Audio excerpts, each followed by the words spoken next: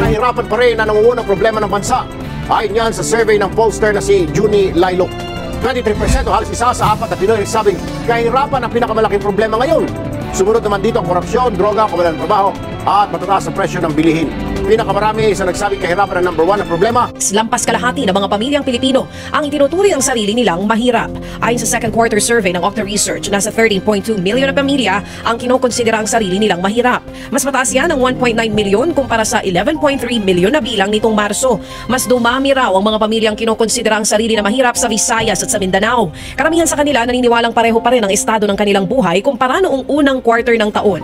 Git naman ang ilang responde, 20,000. Kasabay ng pagdiriwang ng Nutrition Month ngayong Hulyo, nananatiling malaking problema ang malnutrisyon sa bansa. At para tugunan ang problemang yan, may dine-develop na food products ang DOST Food and Nutrition Research Institute. Ngayon na balita si Darlene Kai. Swerte na lang daw ang pamilya ni Mariel kung makakakain sila ng 2 beses sa isang araw. Kasama dyan ang 7 taong gulang nilang anak. Kapos kasi ang kita nilang mag-asawa sa pangangalakan. Nasa 100 piso na nga lang daw ang kinikita nila sa isang araw. Paano naman daw yan sasapat sa 3 masusustansyang pagkain? Tuloy, kulang sa timbang ang kanilang anak. Sobrang hirap ng buhay ngayon. Bakit pa noon, meron pa mga ayuda-ayuda eh. Ngayon wala. Imbis bumaba daw po yung bilihin, lalo tumaas. Sobrang hirap hanapin ng pangkain, pera. Sobrang... Ramdam din ni Aimee ang hirap na yan. Minsan na kasi naging kulang sa timbang ang 3 taong gulang niyang anak na si Gia. Ang mister lang niya ang may trabaho sa kanila. Mahirap lang naman ang buhay namin. Pagka may kunti kaming halagang pera, na bibilang ko din naman ang sapat sa pagkain. Pag wala kami pera, yun, hindi masyadong mani yung pagkain niya. Kaya gumagawa na lang daw siya ng paraan para masigurong may sapat na nutrisyon ng anak. Ngayon, normal na raw ang timbang niya. Pag wala pong pera, naghahanap po talaga ng paraan ako. Mangungutang ako para lang makakain ng anak ko. Marami pang bata ang kulang sa nutrisyon. Sa datos ng DOST Food and Nutrition Research Institute base sa 2021 National Nutrition Survey, isa sa bawat 5 school-aged children o edad 5 to 10 years old ang underweight o kulang sa timbang. Isa rin sa bawat 5 ang stunted o kulang sa taas. At isa sa bawat 15 ang wasted o masyadong payat sa kanilang laki. Malnutrisyon ang ugat nito ayon sa DOST FNRI. Bilang tugon sa problema ng malnutrisyon sa bansa, nagdevelop ang DOST FNRI ng masusustansyang food products na masarap at abot kaya, gaya ng tinapay at noodles. Nakikipagtulungan sila sa private partners at DepEd para maiparating ang mga produktong ito sa mga eskwelahan. Katuwang din ang Department of Social Welfare and Development o DSWD sa pamamahagi ng masustansyang pagkain. Kung balik eskwela na marami sa Lunes, may ilang kabataan naman na hindi makakapag-aral dahil sa kahirapan. Papadrol, Abner Mercado. Mula Masbate dito sa Remedios Circle sa Malate napadpad ang pamilya ni Lola Emma. Kung naghahanda na ang maraming bata sa pasukan sa Lunes, hindi naman makakapasok ang 3 apo ni Lola Emma.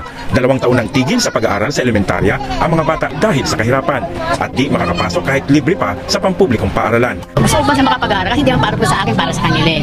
Nang magtapos naman si Ian sa high school, hindi na siya nakatawid sa kolehiyo dahil din sa kahirapan. Sa nakaraang 7 taon, sumubok siya ng iba't ibang trabaho gaya ng pagiging servidor sa karinderya ng kapatid.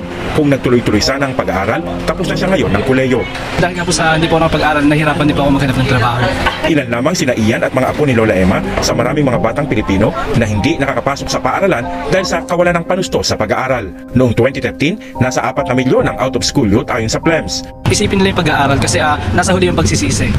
Hirap makakuha ng maayos na trabaho, pero aminado si Ian na kung nagkaroon lang ng pagkakataon, edukasyon sana ang kanyang susi para sa mas maginhawang kinabukasan. Sa likod ng mga magagarang gusali at nagkikislapang ilaw ng mga syudad, may mga buhay na nananatiling nasa alino. Mga pamilyang araw-araw na nakikibaka para sa kanilang karapatang mabuhay.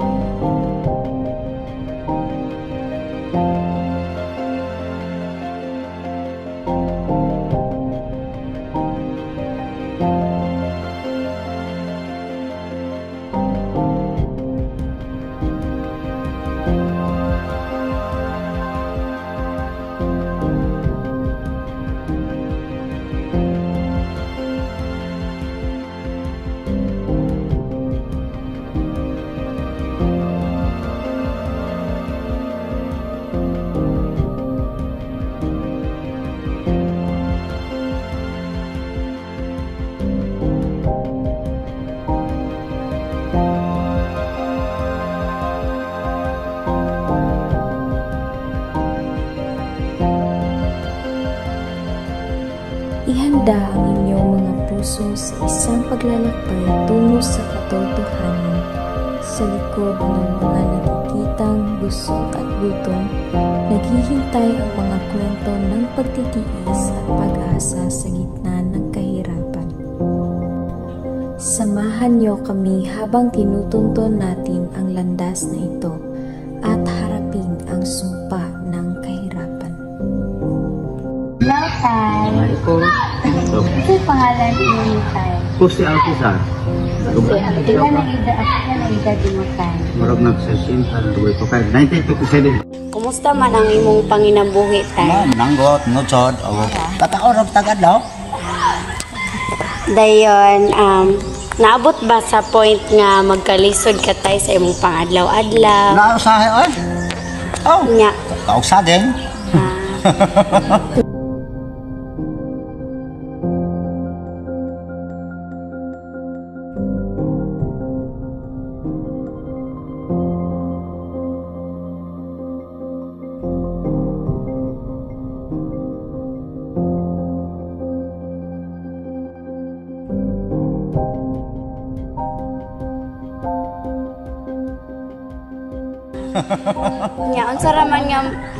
Unsa raman nga mga paagi ang imong buhaton na natay para makasurvive ka sa kadlaw. Sa biyog bunog saya di balik ako. Dayon kanang sa imong sitwasyon tay nga isip o sa katawo nga nagpuyo diri daplin sa dagat. Unsay nasinati nimo nga if naay mga kalamidad like bagyo sa hay. Bagyo sa hay. Nanang di bagyo sunod-sunod. Nya unsay kanang imong mga na experience tay ba if naay inato like kalamidad like bagyo unsa man like unsay imong buhaton ni nanay? Kung ano ito mabayad ako sa batang kabata mo na yung mangga niya. Di ako bayad sa tumbas lubi akong bayad ha. Ako ito napagod nila ako dito pa ako. Nya dili ra nimo saka ang tubig dili tay. Ano na photo ka na boss? Para mo ko dagat. Dili ay para magkapag taon. Dagat dili ay. Ang katong di yung tsunami dire dia sana ko. Takak. Ito magpan photo ang ka sa ulo ka. Kilapos ka ako. Abot nga dito. Abot day dire. Tagtayan dako dito. Oo. Itong highway. Abot nga dito ang bawo dito kapag pagpasabog ka sa ulo ka. Tingirong utog daw. Tayo ang utog ng dagat dito. Nya kaning last na question tay kan. Giunsa nimo pag-budget ang imuhang kanang abot? Imong abot nga maigo siya sa imong pangadlaw-adlaw. Sa hay lugaw. Tino. Kanang gamay ra mo dili ba ikaw ba? Lugaw na saging. Lugaw. Nanang tanong ko mga mga saging kana ako.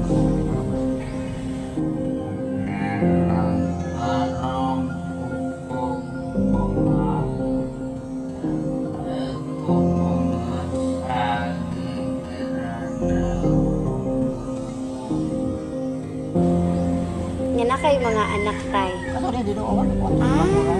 Katulaki na. Ay mga dagko na yung mga anak. Dagko na. Ora po na do olo kong bata de. Ang usatos bugo. Usades magkano? 5 ra makong bata. Ang usades kagay, ligaya. At pangtag nay, pangtag tay. So before ko mangutana pwede sa tamo maila-ila nay. Pwede lang. Okay, unsay pangalan? Pablito de Sina. Ikaw nay? Pila edad mo tay? 61. Ikaw nay? 61.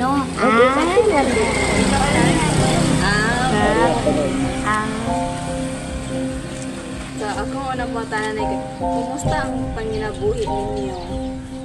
Wala may pangabuhi ron kay mga tiguang ng haon.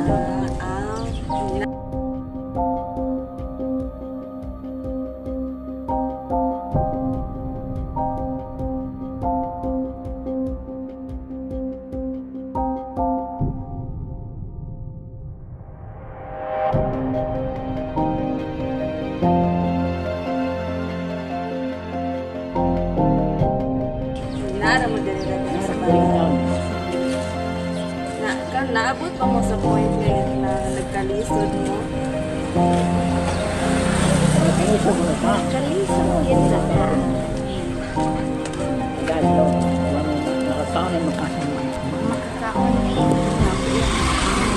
So, kisa may maghatag ninyo og konsumo na atay sa adlaw-adlaw. Pilapis. Maayo man.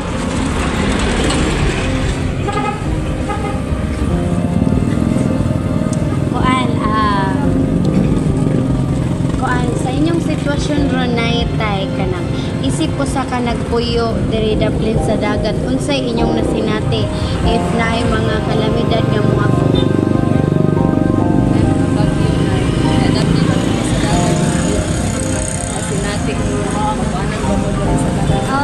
makawanan yun mis baha din hiday at hindi agi sa karsada pa doon diri ang baha kanya ang dagat o ang tabaang mag-abot kami wala mi din dito mi kawan mi sa tuwid wala pa jud ang dagat wala pa wala pa pastaw mataas juday mataas pa mag-abot man sunod kuan ay kuan na isa kanang mga di ba hatagan na mo konsumo na no kana unsaon unsa man na ninyo pag budget na nga masigo siya sa kaadlaw ay dili mi kami may mag-budget ang surang anak ko kanin anak ko na ko nga lalaki nag-divide.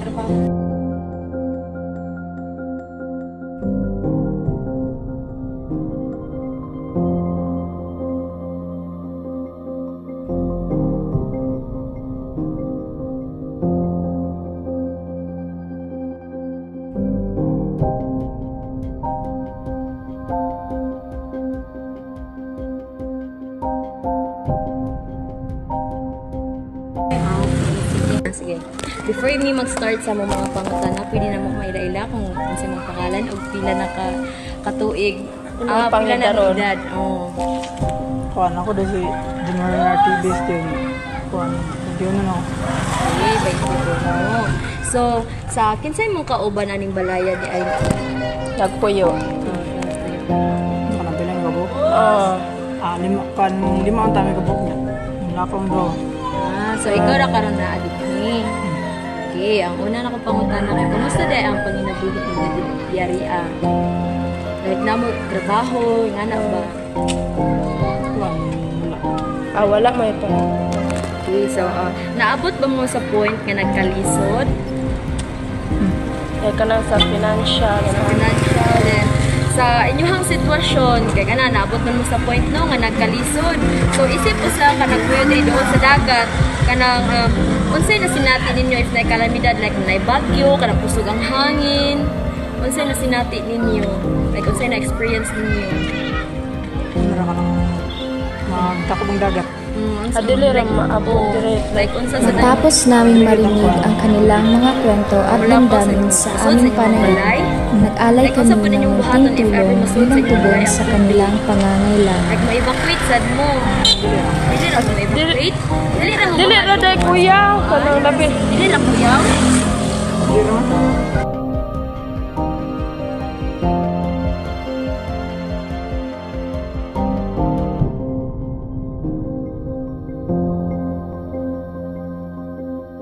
mo nga wala may work ana kanang asa lugar mo og kuan na para ma-sustain ninyo ang inyong panginabuhi ay pagkuan pag adlaw-adlaw ninyo ba nga panginahanglan asa mo kanang pagkonsumo ninyo kuan kanang si papa kay kanang drive with the si mama kay kuan kanang labada wa so dinha sa pamaagi dinha na kuan masustensuhan ra sad ang inyong panginabuhi sa mga eskwela pa ka kuya wala na sa tuig mo kuan ako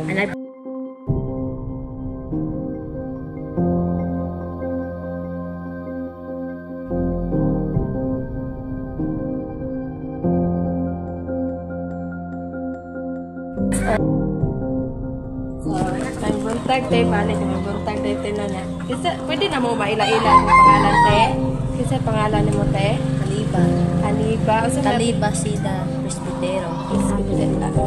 Pila po good, pila naman ang imong edad ron te? 22. 22. Imo na yung mga anak te, duha. So, wala mo para. Kumusta ang panginabuhi ninyo diri te? Kiraman ya. Bike. Lagi anang bike.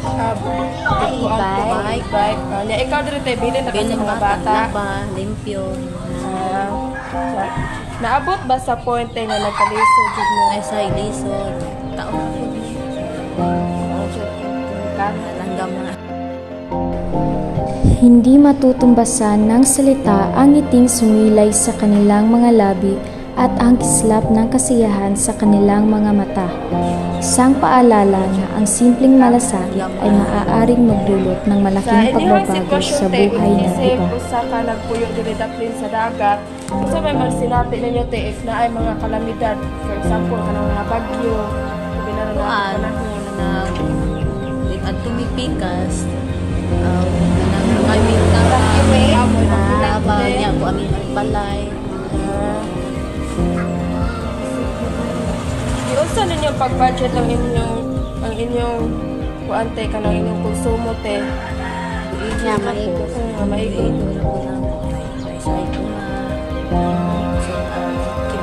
Wala pa man kay gaspila ate no. Na usa. Usa sa siya te. Kuha ang sa luha.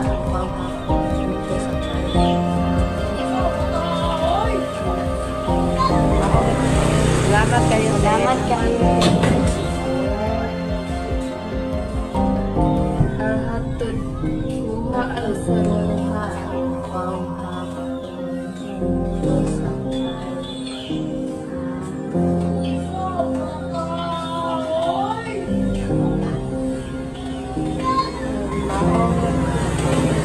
Salamat kayo. Salamat kayo.